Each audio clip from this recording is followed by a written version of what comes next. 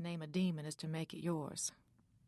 Clay does not wish to own this particular demon, and I do not wish yet to give it up. So Clay goes on, hating and dreading my trips to the island, but refusing to discuss them, and I go on going. I looked away from him and out the French windows to the lawn and the seawall and the beach and the sea beyond. When Clay first began to develop Peacock's Island as a resort and permanent home community, he decided that we must certainly live there if anyone else could be hoped to, and so he chose the best lot on the island, and he had this house built for us. I have to admit that it is a lovely house and an even lovelier situation. Our son Carter was only a year old when we came to the island. Kylie was born here. They were children of the sea and beach and marshes. It was to them a known world, taken entirely for granted. It was to me like living permanently on a kind of extended vacation.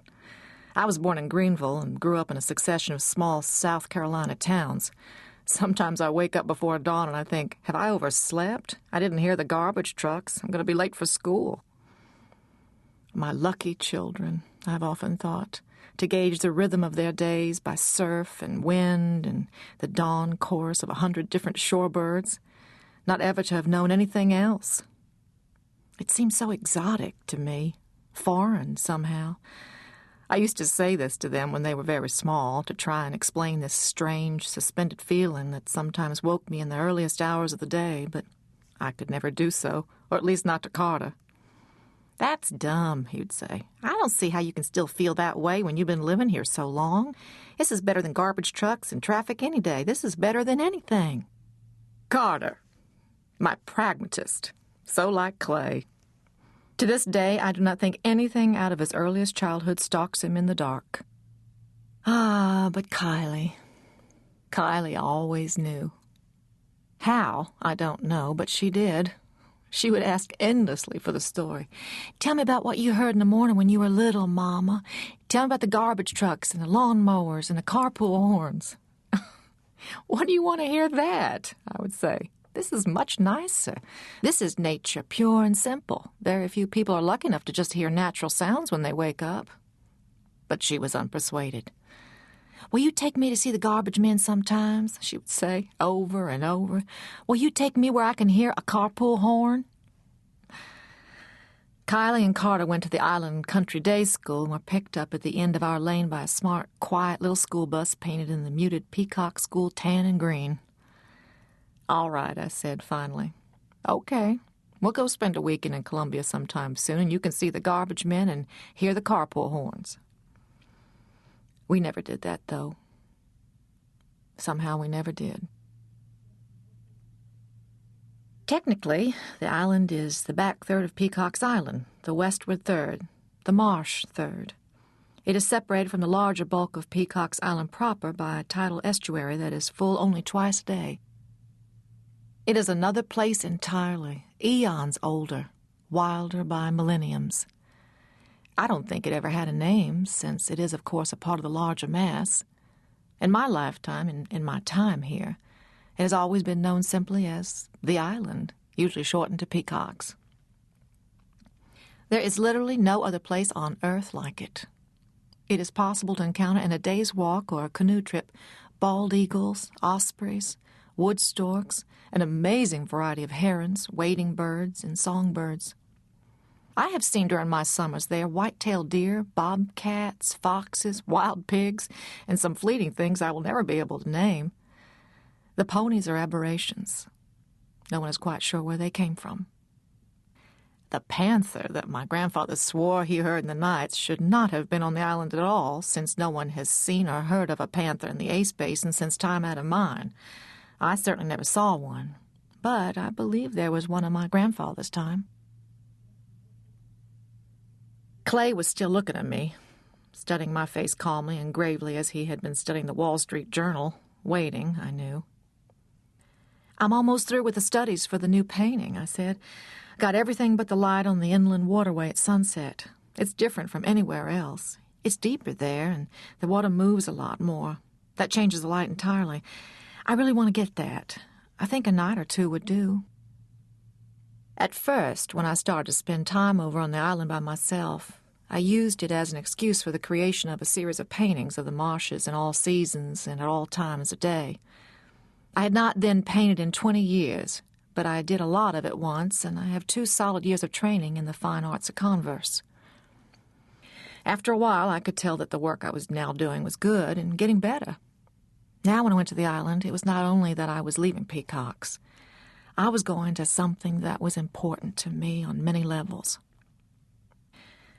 Clay knew that, even if he did not approve.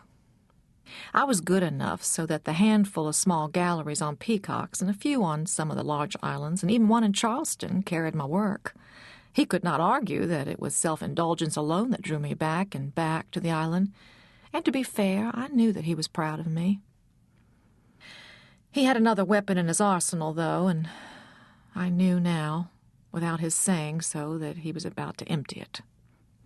About 5 years ago, he had asked me, almost casually, if I would involve myself with the young families who came to the plantation to work for the company, to act as a sort of chatelaine, hostess, troubleshooter, confidant to them, especially the young women, most of whom were wives.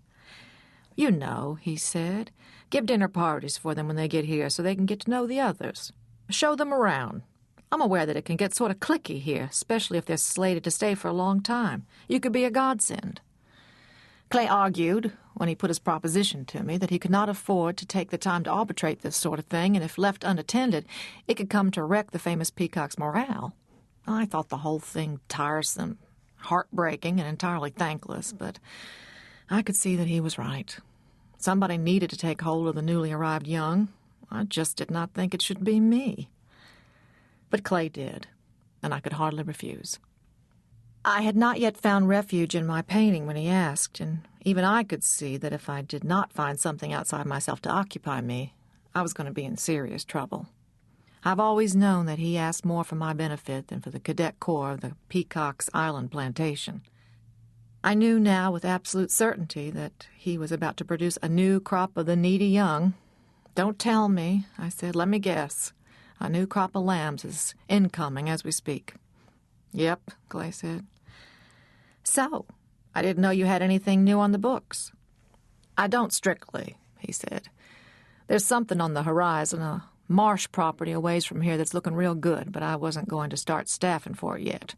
But these 3 coming in are all special, top of their classes at Wharton, and anxious to get started somewhere, and I was afraid if I didn't nail them down, somebody else would get them. And some serious money looks like it might open up sooner than I thought. So I'm bringing them and their families down. Just the 2 couples and a divorced woman. Her son is coming down. Another one is staying behind with his grandparents for now. I'm going to need you pretty soon for this. Your light will hold for a few more nights, I think. Will you, Caro?" "So when are they coming?" "Well, they'll be here this afternoon. I'm putting them up in the guest house till we can get 2 of the Heron Marsh villas ready. Don't worry, they won't be staying here." "Tonight? Oh, Clay, I can't get a dinner party ready by tonight. Estelle's got the afternoon off." No, I thought this time we might just take them over to Charleston. Maybe you could call the yacht club and see if they can get us in at about 8. The food's not so hot, but it's a pretty impressive place, and I hear one of the wives is not at all happy about leaving Darien in New York. Thinks she's coming down here to live among the savages. It won't hurt to throw some vintage Charleston at her. Let her know she can get to civilization in less than an hour." "Ah, yes, the holy city," I said, getting up to go and call the Carolina Yacht Club and make reservations. "After all, this was your grandfather's town," Clay said, "and your great-great-greats, for that matter. You got a more valid claim on it than half the people who live here." I rarely answer him. It's a long way from McClellanville, where my grandfather lived for most of his life, to Charleston and the Carolina Yacht Club, and the twain seldom meet. They never did for my grandfather or my great-great-great either, truth be known, but Clay has forgotten this, if he ever really knew it. "Oh, wait a minute," he called after me. "There may be a problem. This woman who's coming, she's probably the best of this lot, but I don't know if it's a good idea to take her to the yacht club." "Well, why on earth?" I said. "She's your guest. She doesn't have to have an escort of her own."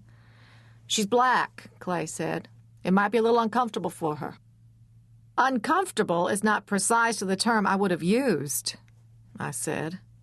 I went to the telephone and called Carolinas for reservations for that evening. When Clay went upstairs to shower, I took my garden shears.